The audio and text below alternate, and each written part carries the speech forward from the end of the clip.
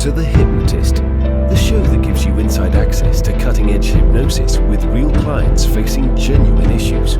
Brought to you by the hypnotherapist demanded by celebrities, CEOs, and even royalty, Adam Cox. These recordings took place live from Adam's clinic in London's world-famous Harley Street. So, get yourself comfortable and enjoy today's episode of The Hypnotist.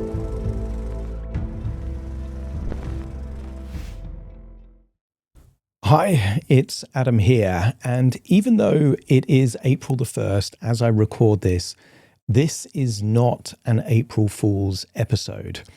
It is, however, an episode that genuinely asks the question, can hypnosis enlarge your breasts? And it sounds ridiculous and it sounds almost unbelievable, but we actually do go into the genuine question as to whether or not this is actually possible in this episode. Now, for some context, I've been invited onto national television twice to address this particular question because there is a high-profile politician in the UK that used to be a hypnotherapist, is now the leader of the Green Party, Zach Polanski, and many years ago, about 12 years ago, he was in a national newspaper saying that hypnosis can enlarge your breasts. And now the media are using that association to damage his credibility. And when I was invited on to TV, doing basic research before I actually went on TV, my conclusion is that this is not true. It is not real. It is not something that you can do. And if there are any changes, they're going to be very temporary. They're not going to last very long.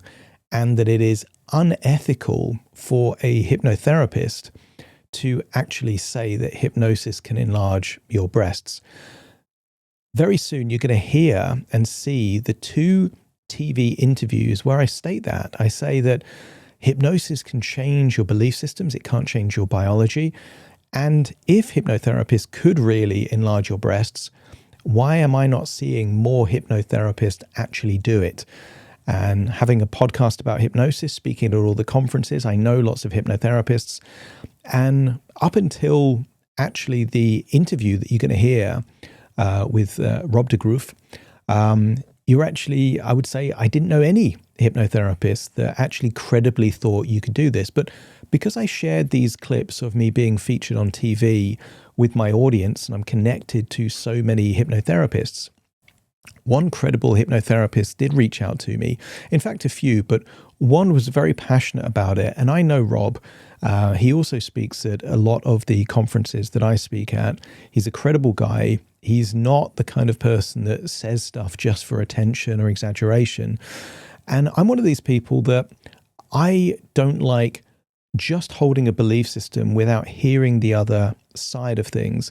So when Rob was putting messages and comments in my Facebook post saying, actually, there's some research that supports this, and actually I've done this with a few clients, rather than me just saying, right, I'm going to hold my fixed position, my belief system, I thought, what a great opportunity for me to have a conversation with Rob and actually investigate this. Now, I will say I've never worked with a client to do hypnotic breast augmentation or enlargement. Deep down, I'm very skeptical and cynical. I don't think it can do what cosmetic surgery can do, but it has got me thinking that there might be certain cases where hypnosis could actually have some kind of impact on breast size. I'm open-minded, whereas at the point where I did these TV interviews, I was very fixed-minded, and this is ridiculous, this can't be done. Now, I'm still going to hold that belief that it can't be done from my perspective, because I haven't worked with a client on this particular issue. I've not seen it, and I've not seen credible recent research. Even Rob mentions research that took place in the 1970s, and his research isn't in clinical controlled conditions. It is anecdotal, but he is a credible hypnotherapist that has actually seen results and did a pretty good job, I would say, of looking at the variables like menstrual cycle, like body weight, like other things. So I would encourage you to listen to this with an open mind and actually to put in the comments what you think. Do you think hypnosis can enlarge a woman's breasts, or is this just exaggeration? Is it a misconception? Is it a myth? Or is it just unethical? Let me know in the comments. But I would encourage you to keep an open mind while you, first of all, watch my 2 TV interviews where I talk about this, and then my conversation with Rob, and see what conclusion you come to let's see if we can answer the question, can hypnosis enlarge your breasts? Stay tuned and let me know in the comments. I'm very pleased to be joined now by hypnotist Adam Cox. Adam, thank you very much for joining us in the studio tonight. It's a pleasure to be here. I regret that I've got to ask you this. It's the first time we've met, but can you hypnotise a woman to have larger breasts?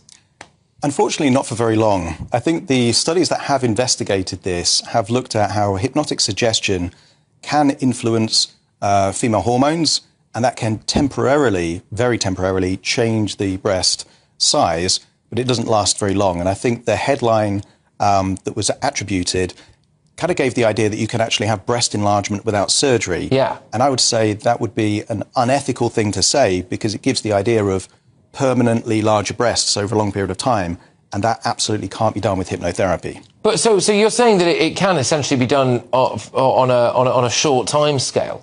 Yeah, I think most people have had the experience of having a physical reaction by something happening in their mind. They might be very anxious about something and their heart, starts beating faster, and they might feel tension in their gut. So there is a mind-body connection, absolutely. But whether or not that can actually kind of change the size of a female's breast permanently, no, it can't. Because you mentioned there about ethics, and that is kind of the first thing that came to my mind when I saw this. I was like, was that really ethical to be doing that kind of stuff, really? It might be bait and switch. So it might be saying, hey, I can do this thing, and then when you have the client in front of you, you say, actually, what you really want is high self-esteem and high confidence. That's still unethical, but less unethical than actually convincing someone that they can have bigger breasts and then not. That would be absolutely deceitful. I know hundreds of hypnotherapists, and I've seen over 1,000 clients, and I don't know a single one that's used hypnotherapy to change a woman's breast size. I do know lots of hypnotherapists that have helped people with weight loss and quitting smoking and phobias and confidence and anxiety. If hypnosis could really change a woman's breast size permanently, lots of hypnotherapists would do that because it would be very lucrative, and they're not. Yeah, which tells its own story in a way, really. So someone like Zach Polanski, is he a bit of a laughingstock in the profession, or not really? He's not known in the profession. Right. I speak at all the conferences. I have a popular hypnosis podcast. I know most of the hypnotherapists. I've never heard of him as a hypnotherapist. So, he was in Harley Street. Anyone can kind of book hours in Harley Street. It's not as impressive as it used to be 30 years ago. So I would say maybe he was a hypnotherapist, but reputationally, I'm not aware of him. I'm going to ask you a question now. So, can you ever trust a hypnotherapist in a sense politically? How do we know, when it comes to question time or these debates that we're going to get, is he staring down the camera trying to influence us all using subtle techniques or not? I would say all politicians probably would make fairly good hypnotherapists, because it's using communication to influence at a conscious or subconscious level. Sound bites are hypnotic suggestions. So I think if he's a good hypnotherapist and an ethical hypnotherapist, he might make a good politician. But I would say if he uses that power for the wrong reasons, then, unethical. Well, I've been sitting opposite you for a little while now, and I can say there's certainly no chance my breasts have got any bigger. So thank you very much. I'd like to be joined by a real-life hypnotist, Adam Cox. Adam, welcome to the show. Let's cut straight to the chase. Is it possible for a hypnotist to make people's breasts bigger, or is it all a storm in a teacup? Storm in a teacup. It's false. It's absolutely false. There is a lot of evidence that hypnotherapy can be very, very powerful and impactful in things like weight loss, in terms of phobias, in terms of anxiety and sleep and pain. There is absolutely no evidence whatsoever that hypnosis can help enlarge a woman's breasts. That is a misconception. So you're saying that Zach Polanski has committed a major boo-boo? A big boo-boo. I think some hypnotherapists get overly enthusiastic with what hypnosis can do. And every now and then, hypnotherapists will make exaggerated claims, either because they're so optimistic or hopeful as to the wonderful things that it can do. But I would say that if hypnotherapy could help women enlarge their breasts, there are thousands of hypnotherapists around the UK and the world. Lots of hypnotherapists would be doing it. They're not, because it doesn't work. So presumably, if it did work, everybody would be strolling around, ample of bosom, and people like you would be retiring to the Caribbean. Absolutely. And I think lots of people know that cosmetic surgeons make a lot of money because there are a lot of people that are dissatisfied with their bodies. But that money goes to cosmetic surgeons. It doesn't go to hypnotherapists. Now, if a person wants to improve their confidence or their self-esteem, a hypnotherapist is a good choice. If they've got body dysmorphia, which many people that crave cosmetic surgery, have, again, hypnotherapy can help with that. It just cannot help change the biology. Hypnosis can change beliefs. It cannot change biology. Okay, Adam Cox, that's super. Thank you for helping us keep abreast of all current affairs. Appreciate your time. Adam Cox, now.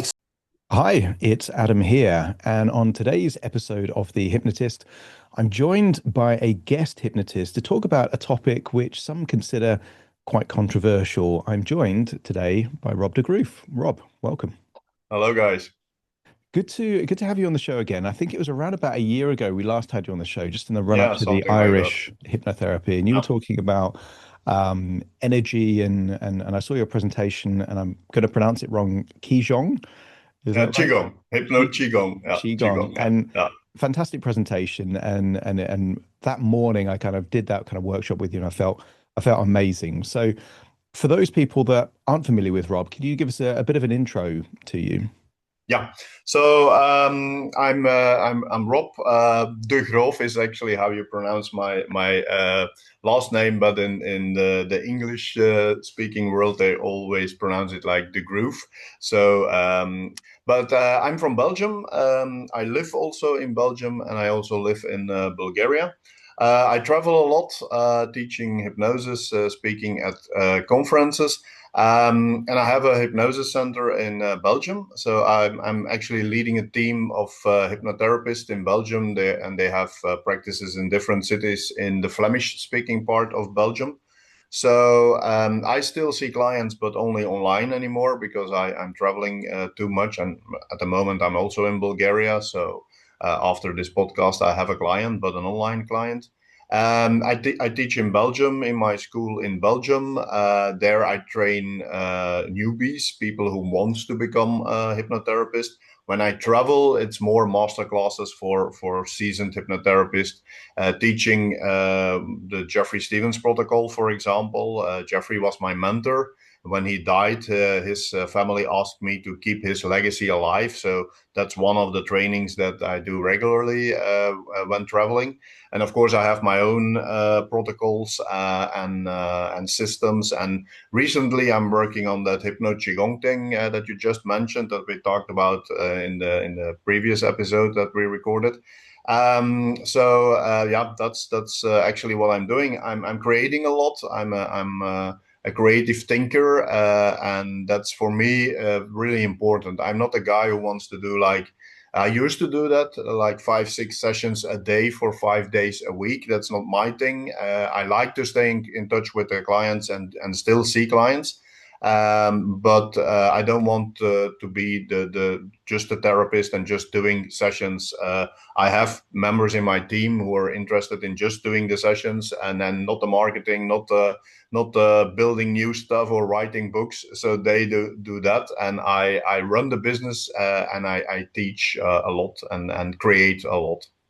Perfect. Well, good to have that recap for everyone that either hasn't been aware of you before. The main conversation we're going to be having today is something controversial because I've been invited on national TV a couple of times to talk about a British politician. He's the head of the Green Party, which is kind of more on the left. And he used to be a hypnotherapist, over 10 years ago. And there was a bit of controversy around him because one of the national newspapers in the UK, The Sun, asked him to do some hypnotic breast enlargement as part of an article in the newspaper. He did that, and now he's a politician. The right-wing kind of media are kind of bashing him with that because it seems a little bit either unethical or implausible. And on a couple of occasions where I've kind of shared my social media clip of me being on TV, vast majority of people are saying, quite right, this is nonsense, you can't do this. But there's some people, including yourself, which I actually really respect and know are credible hypnotherapists, that say, hold on a minute, actually, the research can suggest that there are certain changes. Now, from the outset, because I've not really done too much of the research, my perception is that if there is any research, it's highly likely to show something temporary, maybe hormonal based, or maybe a placebo based, because if, as we know with hypnosis, you give someone the suggestion, right, I'm going to measure you again, and we're going to see the difference. If you're measuring breast with circumference, they could take a deeper breath in. It might be slightly larger than before.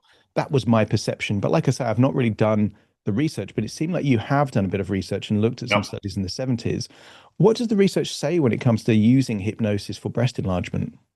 Yeah. So what I actually did, I was using this example in my basic trainings. There's always the question, what can you do with hypnosis? And then I obviously sum up all the normal things like stop smoking, stress release, and so on, weight loss. And I always ended with and breast enlargement. And then they start laughing. And because I make a lot of jokes while I'm teaching, for me it's more a performance than teaching. So they were just laughing, and I said, no, guys, there is some research done that's actually possible. And the question always came, have you ever done it yourself? And I was no, to be honest, not. Do you have a protocol for this? No, not. I don't know how they did it. I just know there is some research about it. And then one time I made a promise that once I hired an extra therapist, because I was actually planning to hire an extra therapist for my team, so I could have more time off to do things like that, to research things like that. So I promised the moment I have a new one and I can lower on my amount of sessions a week, that's the first thing that I'm going to do some research on. So what I actually did, and I already had seen the presentation, and I think it was at one of Anthony's conferences, the head hacking ones, with Felix Ekonominakis. He did a presentation on breast enlargement, and he was quite known in the UK for breast enlargement. But he had a bit the same issue, that the newspapers were only interested in the breast enlargement, and he became, like he said, he was becoming the boob guy, and he didn't want that because he has so many other topics that he works on, and yeah, that are maybe more valuable for him as a therapist. So I saw his presentation on a replay. I was not at that actual conference. And I started doing my own research before I actually had access to the research. So I know there was some 5 papers published in the 70s. I had not the full research, but I had the excerpts of the research. So I started doing my own. And what I actually did, I asked for women in all different age categories, because one of the things that I remembered from Felix's presentation was that he had very good results, but until the age of 40 years old. So I wanted to see what that, so for me, it started at 18 plus, of course. So I had women in different age categories. And apart from one, they all had results. So these these were just people getting free sessions. So I didn't charge anything. I just some of them were students, some of them had no experience with hypnosis, so were brand new clients actually, first time they were hypnotized. And the way that I did it was a first session, then they needed to listen to recordings. And then we had a second session, and they had to do like monthly measurements see what was going on. We were measuring different things. So like, yeah, of course, the breast size, but also waist size. And also they had to write down their weight, because of course, let's say in over a month and they gain 10 kilograms, yeah, then it's normal that the breasts will follow as well. So I wanted to be sure that it was not a weight loss or a weight gain that was affecting the results of the size of the breast. And one thing that I also asked them to note down, I'm not sure that I did that from the beginning. I wanted them to note down when they had their period, because and at the end, so only one was no result, and all the others, they had the maximum was 1.5 cup size in growth. Yeah, and the funny thing actually was that the one that was in the age category 40 to 50, she had the best result. So my experience, and I afterwards I started working with paying clients, of course. My experience is that it still can be done when they are above 40, even when they hit the menopause. It's a bit more tricky then, but it's still doable.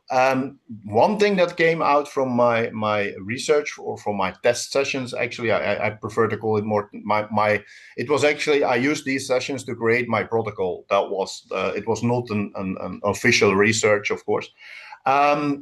One thing that came out was that because I'm also addressing the hormonal system, that I needed to ask upfront that they had any issues with endometriosis, because with one of actually the one in the age category 40 to 50, by addressing the subconscious mind to make changes, she got pain again so the endometriosis kicked in again. So she came back like 3 days later, because it was somebody I knew closely. So she contacted me immediately. We just did a quick session to inform the subconscious mind, hey, make all the changes that you need to make in the hormones and everything, but not affecting the endometriosis. And then the pain was gone immediately. So from then on, I asked a bit more questions from the background to see that, and I changed a bit the wording while addressing the subconscious mind for creating the changes for the breast increase.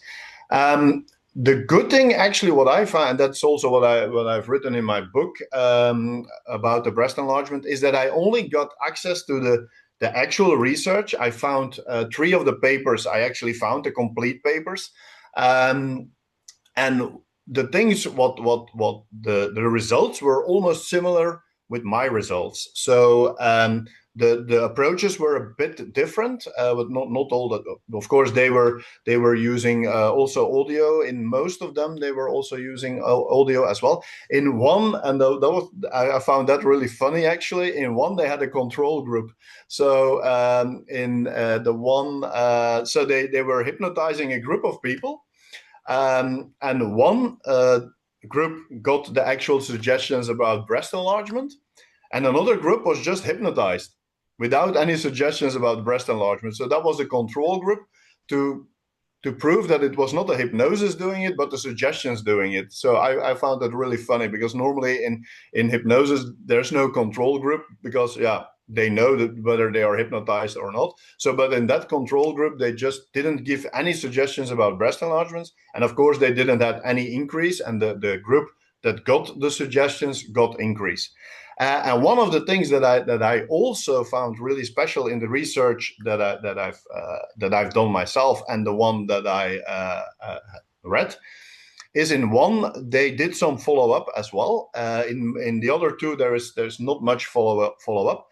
But what I also had in my results, and not only with my test group but also with my clients, is that the moment, because after a while, when the breasts are at the size that they want, or when there's no growth anymore, they don't need to listen to the recording on a daily basis anymore, of course, because that's not doable. After mostly, I say, like, it's 1 month. They get a second recording, and in that month, if we have the result, they can just stop listening to the recording. And that the same results came in that research. After that, when there's no suggestions anymore, when the hypnosis is done, when the protocol or the program is done, the breast increase will stay for 80%. So a 20% will go away because they're not listening, or they're not repetitive listening to the recordings anymore, but 80% of the breast growth will stay. So that's the result that came out of that research, but I see that with my clients as well. So, and with the clients afterwards, with the test group, I had one with no results, and with the test group, no, with the clients, I had one. She was actually a client from one of my students. I took her over, but yeah, no, I couldn't even get any result with her. And then there was another, and this is a really special story. Whenever I do a present, because I did some presentations, I did one in Australia, I think it's on YouTube, about this, and I think I did one at one conventions in Europe as well, or no, it was an online one. When people ask me for the results, and especially after I did the research, I always make a little joke, and that joke came right back at me, actually. So I always made a joke, yeah, of all my test group, all of them had a good result, apart from one, and there was another one, and she only had growth in one breast, because she only listened to the recordings half of the time. That was my joke. Mm-hmm. Now, what happened? A few years ago, I was working with a client, and she sends me an email after like 3 weeks. I ask feedback, and she sends me an email, and she says, "Rob, something really funny is happening. Only one breast is growing." And I was like, "Oh, this is not happening. This is not." So actually, my joke came true. So I immediately called her and I said, "Can you come to my office? Because I really want to know what's going on here." So she came to my office, and we start doing some digging and some swanning and talking with the subconscious mind. And what happened the moment when she was a teenager and she starts developing breasts, and the time came that she needed her first bra. She went with her mother to a shop, and it was years ago. So in that time, in some shops they were still measuring and fitting the first bra, actually. So, and all women have different sizes in left and right breast, but normally it's even not visible. But with her, apparently it was visible, even when she was developing the breast. And the lady who was doing the measurement was quite bold and said quite like it came in hard in her subconscious mind, like, "Miss, your daughter has two different breast sides, and one is really bigger than the other," something like that. So that was installed in her subconscious mind, and I had to remove that. And the moment that was removed, the breast starts growing equally. So it was so there was a remark, just a remark, and that's something that with most of the women that we worked with, I always ask a bit of information about. Did you get when your breast starts growing? Did you get remarks from people? Sometimes it's just a crazy uncle giving remarks about, "Oh, you're getting a woman now," "Oh, you get boobies," things like that. Things happen, and they are young, vulnerable girls at that moment. So most of the time, there is something that actually blocked the actual growth of the breasts. So if they already have big breasts, if they already have like breasts that are normal size for their body, then the chance that we will get some more growth with hypnosis is lower than when they have smaller breasts than actually what could be the right side for their body. Then there is probably something that blocked the growth of the breast to the full possible growth that they could be.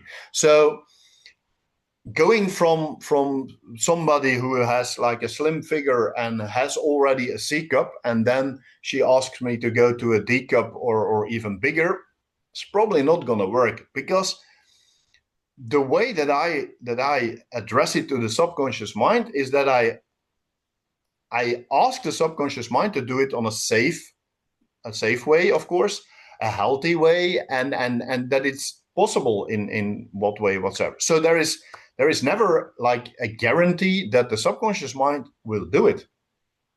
We will see. Sometimes the growth is only what I also and I have a video testimonial of one of the girls, actually the one, because in my book Stop It there are some pictures, before and after pictures, and that's the same girl. And what she is also saying in the video is that for some women, her breasts were increased, but what was most important for her was that the breast had actually the size and the shape and the firmness like she imagined in the hypnosis. So they were exactly like she wanted them to be. And that was for some women, that's even more important than that they're actually growing. So they will grow, but for a lot of people, it's also the shape and how they look and how they the firmness and things like that. So it's possible, but most of the time what I see is that there is something in their teenage years that is blocking, or that was blocking the body to make the growth complete. Let me say it like that. Yeah. So if I'm hearing that right, the perception is that there was some kind of suppression of their natural breast size, and you're removing whatever that block was, and that might be early embarrassment or self-consciousness or something like that. And then when that goes, it and is your belief that sexual abuse is also one of the, because it's a bit like what happens if girls if they actually suffer from sexual abuse, but also just some remarks can do the job. It's actually a bit of like a protection system, because breasts, of course, they have their goal, to it's to make women more feminine and more sexy and more attractive, and the mind can block that as a protection to, okay, we don't want that attention anymore from guys giving remarks, so maybe we better block off and make sure that the breasts stay small. So that's something that happens. It's not in not every single client that I work with had something happening in the past, but most of the time, and when we remove that, the thing is, I don't use regression, as you probably know, that I'm not a big fan of regression. When it's needed, but most of the times it's not. So I'm not going to dig in. I'm just going to give the subconscious mind like, hey, we start with a clean slate now. safe. Maybe you did something in the past, but no need anymore. But I'm not going to dig in and to see what was the actual cause of it. I'm not really interested in that. I'm interested in the result in the future. That's what I am. That's the way that I work. And I've seen that a lot with weight loss clients, where maybe they were targeted, as a teenager, they were slim, and then there's a perception that, oh, okay, I was targeted because I was slim, and therefore they gain weight as a protective mechanism. So I can understand the logic of that. And is your perception that when the hypnosis is given, when the suggestions are given, is it that breast tissue is forming, or that there's a hormonal change? What makes the difference? It's a bit of both. So what we found and that's why I start asking them to write down when they had their period. So what I found is when women are in their period, the breasts are always a bit more firm, or a bit more even growing a bit. And what we found is that when the moment they get the suggestions, the moment, because it's not only suggestions, there's a lot of visualization as well. And I also put them in. One of the things that I always ask is in what type of situations would you feel better with bigger breasts?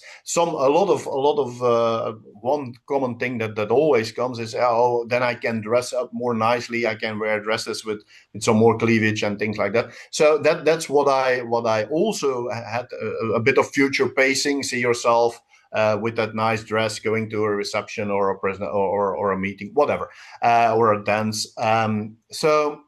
And it starts from getting prepared, taking a shower, getting prepared for going out, wearing that nice dress. So it's not only the suggestions; it's a lot of visualization as well. And what the direct suggestions that I'm giving is the subconscious mind to make the blood flow and the building up the breast tissue. But what we saw is that the moment they have their period, the breasts grow, and instead of the moment the period is over, it's going back to the normal size. It just stays, and the next month again and again, and that's actually what's happening. So and that's one of the things that because a lot of women and there's actually more demand for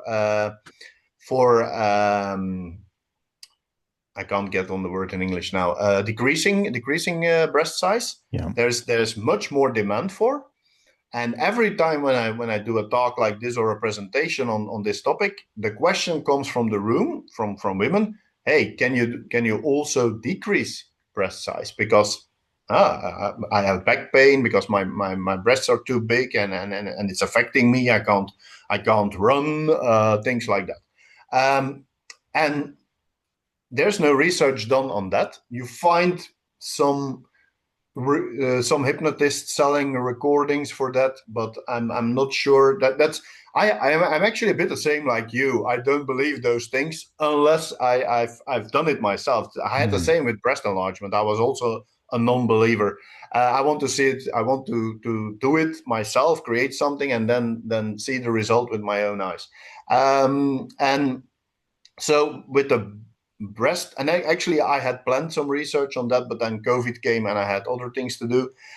But the breast decreasing, I'm not sure that is going to be that easy, because breast growth is natural. When women are pregnant, the breasts are growing. When they're on their period, the breasts are getting bigger. So the body knows how to do that. Yeah, the decreasing when there's nothing. I'm not sure that will work in the same way, but I'm still planning to do some tests and research on that because I know there is much more demand for that. So we will see. But there's no research. There's nothing that I can refer to or read about before that I start.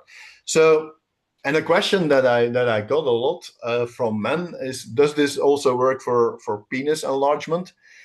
Again, not sure, because this is not I'm in my opinion is that it will not work because it's not a normal thing. It's not with like I said, with women's breasts when they're pregnant, when they're on their period, they grow. But I don't see the same thing happening with men. So I'm not sure that it's possible. Again, there are some recordings that you can buy for penis enlargement, but again, I'm not sure that that's actually going to work. So for me, once I start reading about it, when I start working and creating the protocol myself and doing the test, after a while, for me, it made sense. It was like, okay, but that's something the body can do, so why not? If you read books like You're the Placebo from Joe Dispenza, he mentions a lot of research that's done with athletes, with piano players, but one of the things that I refer to also in when I work with my golf players is there is some research done that where people are lifting weights, that when you have the group actually lifting the weights and you have the group just visualizing it, that they almost have the same muscle gain as the ones the ones actually lifting the weights and the ones visualizing it. They almost have the same increase in muscles because of the fact that your brain doesn't know whether you're actually doing it or you're just imagining it. So that's also, it's muscle gain. So breast tissue is muscles. They're because it's actually the supporting muscles that are growing the breast tissue, of course. So one thing that a lot of the feedback that I get from a lot of the women is once we start giving the suggestions, and especially when they start listening to the recordings, they feel also like sensations in their breast. They feel blood flowing there. They feel, it can be just a thing in their mind, but for me, it's not that big of an importance whether it's just they imagining that there is some sensations, as long as the result is there. So that's. And I guess in the animal kingdom, you see this on. I've seen a few documentaries of very hierarchical, let's say, animal groups, so gorillas or kind of lions. And the moment that a new alpha becomes, let's say, head of the pride, head of the group, they become bigger, and they're eating the same food, but it's almost kind of like something switches, and whether it's epigenetics or whatever it is, but effectively they became larger to align with their new role within that group. Yeah. You also see this in prisons sometimes, very aggressive prisons. Actually, there isn't enough calories and protein for the guys to get big. So, but because there's almost like a need to be stronger, there must be like a testosterone kind of shift that kind of takes place in that. So I can see how body shape can change in certain things. One of my points that I made when I was being interviewed on this is that if it was so permanent, reliable, and predictable, given how much money is made in the cosmetic surgery industry and all of this, why don't we see more hypnotherapists offering it like we do with weight loss, like we do with smoking cessation? Like, it seems like with market forces, if it was such an effective protocol, why don't we see it more often? Yeah. There's a reason for. One of the reasons is that it depends a bit on what you want to do. If you only want to do that type of sessions, then it's okay. Then you can just put yourself out there and say, hey, I can do breast enlargement. Marketing wise, there is an issue because none of the platforms allow marketing for this type of sessions. So even when I did my I wanted to reach out more and just make a Facebook advertisement about because I wanted to do like a research, the just questionnaire, and I wanted to make a Facebook ad, and was not allowed because you can only, the moment that you say breast enlargement, it can only lead to surgery. Only thing that they will allow. Same with Google. So that's one of the reasons. But the biggest reason for me is you will not find that on my website, on my hypnotherapy website. So the Hypnosis Center website, it mentions a lot of things that we can do with hypnosis, but not breast enlargement. And for me, how do I get my clients? I don't market it. I get clients by doing things like this. Talk. I don't hide it. For me, I don't hide it. It's in my book. But even a lot of hypnotists like yourself are like, no, this is probably because they don't know the background. They don't know what it is. I was the same. I was the same. And sometimes I see things. For me, I changed during the 15 years now that I'm in this business. Before those 15 years, I probably wouldn't believe anything from. I say it a lot to my students. 80% of what I'm explaining here, or stories that I'm telling here, I would not believe them myself 15 years ago. I would say, yeah, right. So, but I've seen so many things happening with hypnosis But again, I want to see it myself. I once read something about that you can change the color of your eyes with hypnosis. Okay, not sure. Didn't see any research, but it's out there. You see it in some books. Even you see it that you can change the color of the eyes with hypnosis. Okay, maybe, but I will not say it's not possible. But I will also not say it's possible because I didn't do it myself, and I actually don't see the point in doing things like that. But okay. But I don't put it on my website. I don't market it because of the reasons that I can't use Facebook advertisement, can't use any Google AdWords on it. So people will find me, and I have clients for that all around the world. They find me with the presentation that I did in Australia that's still running on YouTube. So things like that, they run on YouTube, and some people contact me and referrals, of course, and that's the way I get clients. So it's not something that you can build a big business on. The other thing is, and I think that's also really important, is when they have the surgery, they are sure they come out with bigger breasts. When they do the hypnosis session, the same like with weight loss, of course, virtual gastric band. When you have the surgery, you're sure that you will lose weight. Not with everybody. Sometimes they also have issues even when they have the surgery. But when you have breast surgery, you will come out with bigger breasts. That's a given.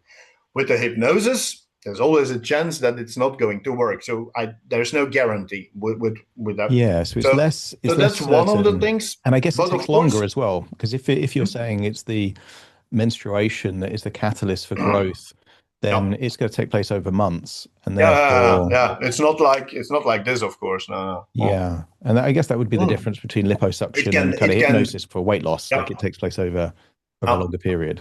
Yeah, it can take a while for the breasts to grow. There is always a chance that that they will not reach their actual goal, because what I always try to do is not to make it like impossible. So I always say 1 cup size to 1.5. That's what we're aiming for. So I'm not going from an A to a C or something. That just. Yeah, maybe later we can build on, but most of the time, when they have like a clear goal in mind and it's doable, then they will. But it's possible that let's say they want to get from an A to a B plus or something, and they will only reach the B. It's possible, because with everything that I do, I always give the direct suggestion to the subconscious mind: do whatever is best and most healthy for that person. I'm not going to push it to with surgery. You can go from an A to a C or a D or an F or whatever. So that's one of the reasons. Of course, it's much more safer than surgery.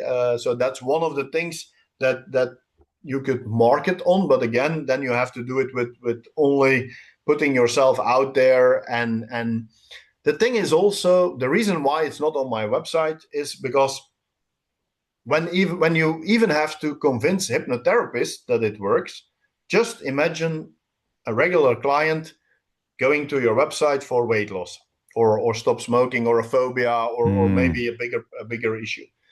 And then they are scrolling and they see breast enlargement. For me personally, when I'm not educated, I would say, no way, not that guy. Let's go somewhere else. It would be an inverse halo effect. It would tarnish the credibility of all the other things that they're competent in. And I think that is my thoughts on it is that element of, in the same way that, you can see things being sold in the world, like penis enlargement pills. Okay. Is that because the pills work, or is it because there's a huge amount of men that want to have bigger penises? Probably because the market is there, not because the pills work. So given that there are these things, it risks looking unethical. And I think this is what's happening with this politician, that I've not done too much digging, but my perception is that there's a hypnotherapist, and I've been invited by various media channels to say, oh, we've got a case study on this, like a gaming addiction. Can you speak to them? So it might be that they reached out to him and they said, look, we'd love to do an article on breast enlargement for hypnosis. He's like, okay, I'm aspiring hypnotherapist. I'll do that, you know. And then years later, he's being punished for kind of being curious and kind of Yeah. experimental because It- it sounds you yeah. know, extreme, exaggerated. But that's one of the things that I had it a few years ago. I was contacted by the justice system in Belgium to do some forensic hypnosis because the way that they came in contact with me is I know a guy who's head of the police in a big city, and I helped him with hypnosis. I helped his daughter with hypnosis, and he heard that they had an issue with finding a hypnotherapist for doing those forensic hypnosis sessions. So they contacted me. Now the police was interested to work with me. I already told them, hey, I'm traveling a lot, so I will train one of my therapists as well. So because I'm not always there, so you always have somebody. And then after like 2 weeks, they came back with the news. Yeah, we're not allowed to hire you because you're not a doctor, you're not a psychiatrist, you're not medically trained. We don't we believe in you. We know, and we need you actually. But the what and I totally understand what the Justice Department, because the police has to agree with the prosecutor, and so the prosecutor was agreed, but the prosecutor general, the big chief from all the justice departments in Belgium, he didn't allow it, and they had a quite valid reason because I'm not a doctor. I don't have credentials, and they say, and that the lawsuits in Belgium, especially the big ones with murders and things like that, that the lawyers, they are watching a lot of the American TV shows, and one of the first things that they do, they don't mind about the hypnosis. They just attack the guy who's sitting there. They will just so whatever expert is coming, and when the expert says something that's against their goals to defend their client, they will attack the credentials of the expert. And in my case, I come from entertainment, so if you find me, you will find pictures of me as a clown, as a juggler, as a magician. So they say, because you're not a doctor, they will find your pictures of the clown, and now you're a hypnotist. You probably are going to do your job well, but they will just attack you every single time on that, and we can't take the risk. Yeah, of the case collapsing because of the case collapsing that's because interesting. of they undermine the credentials of the expert. And that's something, and I used to be in politics, but for me it was the other way around. I was first in politics, and then I became a hypnotist. But I totally understand what's happening there. And these days it's so simple. You just type in a name, and whenever he said something a bit controversial, yeah, they're gonna use it, of course. And this is something, and I totally understand that.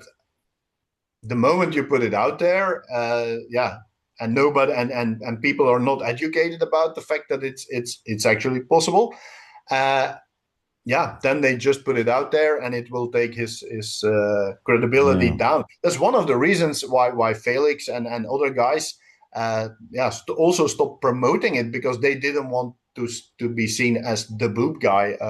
There's a risk of reputation damage.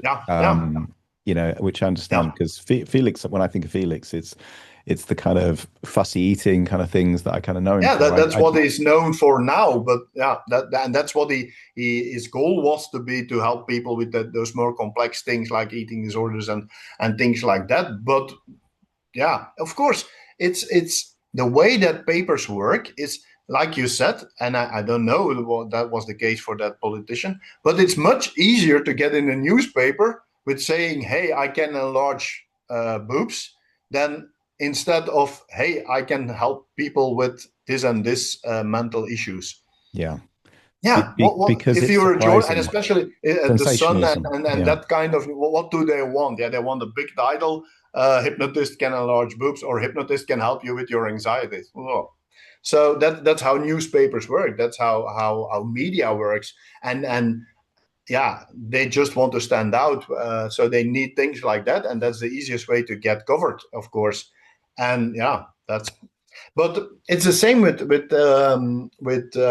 past life regression. I also tell my students, don't put it on your website, because again, if you have a stop smoking client and they see, especially in countries like Belgium, they see past life regression, they would say, "Oh no, no Yeah, they way, would assume not that that guy." the It's the therapist same. is a bit woo-woo. But No. I think past life regression for me is something different, because when I actually don't believe that we've had past lives, but But I will it's a therapeutic tool, of course. is a therapeutic But tool. And I think, lay people don't know that. true. Yeah, that's When true. lay people are surfing around and they see a very nice website and they see all these things, and then they see past life regression, they don't know it's a therapeutic tool. They just say, "Oh, Jesus." Yeah. So maybe, and the advice that I give my students is, if you want to work with past life regression, just put regression on your website. We have people contact on our website. There is a small part about regression.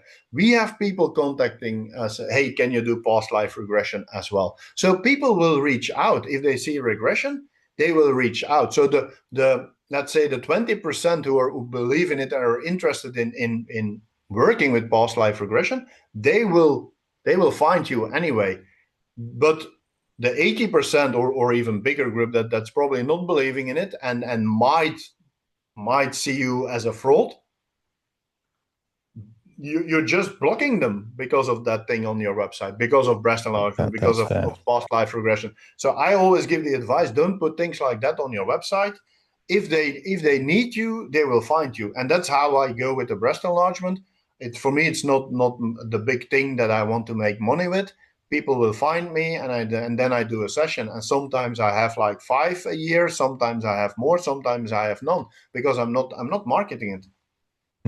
That's very fair. And what's your take, just to kind of wrap up this conversation, because I'm appreciate you've got a client coming up soon, with this idea, because some hypnotherapists, and I've seen YouTube videos where it's kind of like hypnosis to help you win the lottery, hypnosis to do this kind of thing, and these kind of exaggerated kind of claims, which, for me, my perception is hypnosis is really good with kind of emotions, thought strategies, or beliefs that lead to behaviors that lead to change. Can you make someone more muscular? Well, yeah, if you instill the motivation to kind of work out more, eat more protein, those kind of things. I don't think someone's going to like lie in a room, listen to hypnosis, and then become a bodybuilder, those kind of things. But do you think there's an ethical or a reputational risk for some of those hypnotherapists that will, lean into the more kind of fringe or kind of extreme or kind of exaggerated kind of benefits that hypnosis, even if there's a tiny element of truth, they might exaggerate that to something big? Yeah, that's always the problem. I think a lot of things are possible, but it's a bit of the way that you frame it. If you say yeah, hypnosis can help you to become a bodybuilder. Yeah, that's correct. But like you said, it's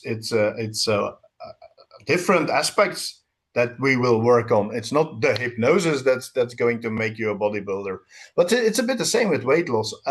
Hypnosis can help you to get slimmer, but it's not just the hypnosis. It's the hypnosis will help you stop smoking the same. And one of the things that I always mention, and I wrote in my book, but I mention it on every convention that I'm doing. I'm a specialist in stop smoking, but my wife is a smoker.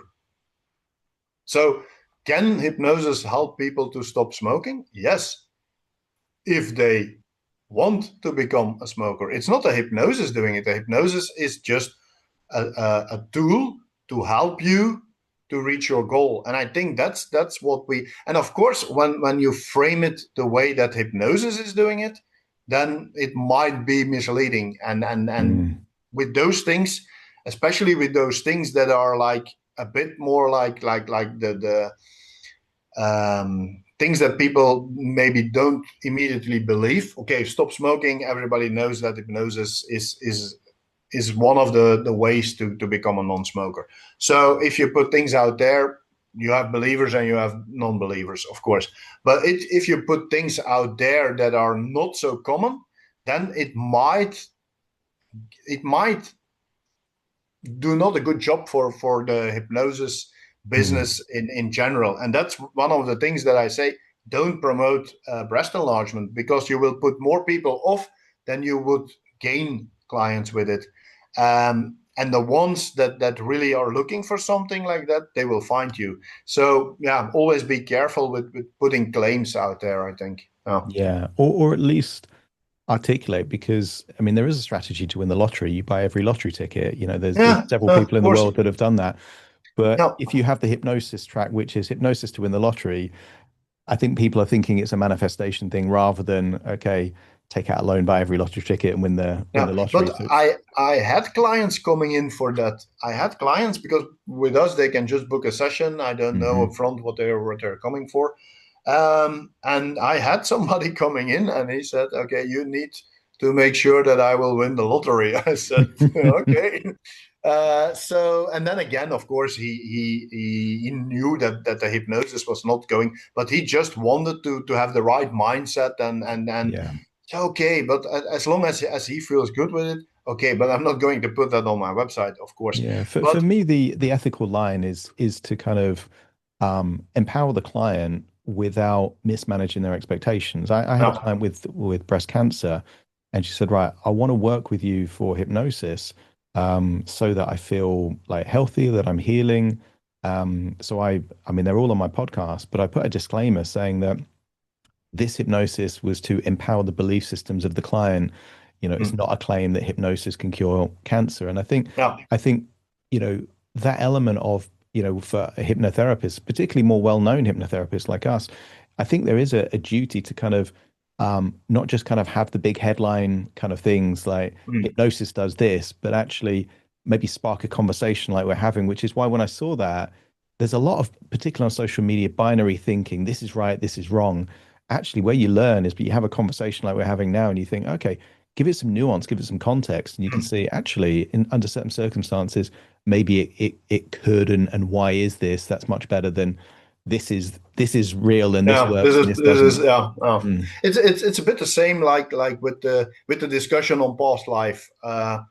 You don't have to believe in past life regression to use it as a therapeutic tool. I don't use it; it's not my thing. But I see the value in it. If people can, for me, one thing that I tell my students a lot is I'm not really into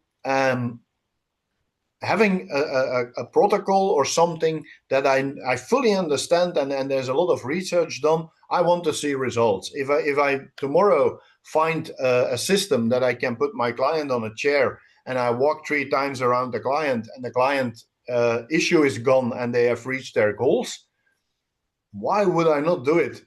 Okay, there's no research about this and there is no way how it's not going to happen probably, but why not? Because actually our clients, they don't give anything about the research or about the background or They want the why is it results. working. They Yeah. just want the result. And whatever way we find, and everybody has his own way, and for one for me, direct hypnosis is my thing, but I totally understand that some people don't like that approach and they want something else because it needs to fit you as a therapist as well. And once you find something that will give your client a good result, that's good for me. That's actually what they're paying us for. They're not paying. One of the things that I have to explain a lot to hypnotherapists as well is that my sessions are short. I especially when I do online sessions, I have a session in 15 minutes, but 20 minutes after, it's 11 o'clock my time here in Bulgaria. 20 minutes after 11, I'm offline again because I don't do long sessions, and maybe when my client has a lot of questions, I might be a bit longer online, but my clients are very well prepared because they get a video. I explain everything in the video. The pre-talk is already done. They know everything. So the only thing that I need to know is, hey, what's your issue? What do you want to get rid of? What do you want instead? I start my session. My hypnosis is about 8-9 minutes, and that's it. So I don't fill the hour, because I know a lot of therapists, they are in the mindset, oh, we need to fill an hour. No, clients are not paying for your time, they're paying for a result. And it's the same with the techniques you're using. For me, it's if I believe I can help the client, it's good. Whatever we are doing, is it scientifically proven or not, I don't care. I want result. Very fair. Anyone listening right now and they want to learn more about you, your training, and in fact, we'll have that video to one of the ones that you talked about, I think about the breast enlargement for hypnosis. But what's the best website that they can go to learn more about you? EuropeanHypnosisAcademy.com. EuropeanHypnosisAcademy.com. EuropeanHypnosisAcademy.com. That's actually the website of my English speaking school. That's probably most of the listeners will not understand Dutch, so we better point them to that website. The breast enlargement training is on there as well. In the shop, you can become a breast enlargement practitioner if you're interested in that. If you want to work with clients like that, everything is in there. The training, the research, the scripts, the audio hypnosis recordings that you can use, how to measure, how to follow up, and things like that. Everything is in there. If people have questions, there is a WhatsApp button on that website. It will come directly to me. So that's for at the moment, that's the easiest way for me to get, or for people to get in touch with me. Just hit the WhatsApp button and just introduce yourself and ask a question, and I will come back to you. So that's the best way. So EuropeanHypnosisAcademy.com. That's the way to reach me. Perfect. Rob, it's been great to chat with you again. I think you're going to be at the Irish Hypnotherapy Conference. Yeah, we will see each other there. Yeah. I'm actually not going to be there this year, unfortunately. Oh, you're not going to be there? Oh. No, unfortunately, I couldn't make it this year, but have a great conference. In fact, I'll put a link to the Irish Hypnotherapy Conference in the podcast notes as well. So if anyone wants to check Rob out in person, go to Irish Hypnotherapy Conference, and you're going to be at London, I'm guessing, November. Not sure about that yet, but I'm also going to be in Belgium. There is also a conference in Belgium. It's 9 and 10 May, if I'm correct. Yeah, it's in Antwerp, and everything will be in English, so people from other countries can join as well. So there are a lot of international speakers there as well, and I will be there. The one convention that I don't have to travel, so it's just 45 minutes by car. So awesome. Well, Rob, you take care. It's been a pleasure to have you on the show today. Thank you so much for joining me on today's episode of The Hypnotist. If you've enjoyed this episode or got some value from it, please give it a 5-star rating and review. And maybe you know someone that would also benefit from this particular episode, in which case share the episode with them so they can also get the benefit too. And if you would like to listen to this episode where it's just the hypnosis, so no intro, no outro, no explanation, just the hypnosis and completely ad-free, there will be a link in the description where you can subscribe at a very low cost and only get access to the hypnosis. So if that's of interest, please check that out. Thank you again for being a regular listener of The Hypnotist, and I'll see you again soon for more.